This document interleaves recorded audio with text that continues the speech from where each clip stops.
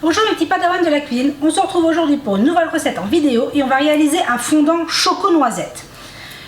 Pour notre recette, c'est très facile. 150 g de chocolat noir avec 80 g de beurre qu'on va faire fondre, que ce soit au micro-ondes. Et voilà, on se retrouve, mon chocolat et mon beurre est fondu. Et maintenant, on va préparer notre recette.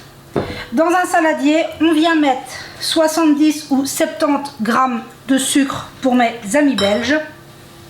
50 g de farine, ici c'est de la T55, 30 g de poudre d'amande et 6 g de levure chimique.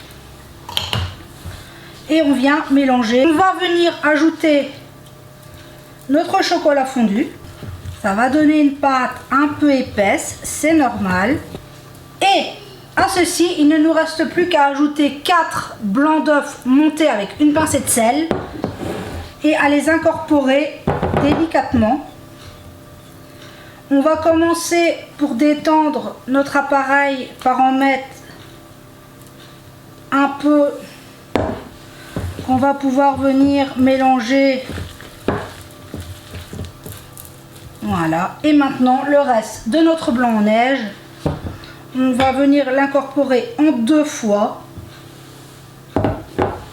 et on va l'incorporer délicatement en soulevant la préparation. Je vais mettre le reste.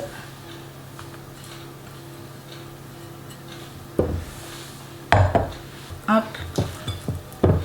Il ne nous reste plus qu'à mettre dans un moule à gâteau. J'ai préparé ici un moule à charnière, mais ce n'est pas obligatoire. 20 cm, je suis venue mettre un papier sulfurisé au fond. Et il ne reste qu'à couler notre préparation à l'intérieur. Je viens un peu le tapoter. J'ai préchauffé mon four à 180 degrés et notre fondant va partir pour 20 minutes de cuisson. Et voilà, on se retrouve. Le fondant choco-noisette est cuit, 20 minutes à 180 degrés. Et maintenant, il suffit de le laisser refroidir avant de pouvoir le démouler. Et voilà, on se retrouve, le gâteau a refroidi, je l'ai démoulé. Vu que c'était un moule à charnière, c'est assez facile à démouler. Et je vous en ai coupé une part, regardez-moi ce fondant, il est magnifique. Donc j'espère que cette recette vous aura plu.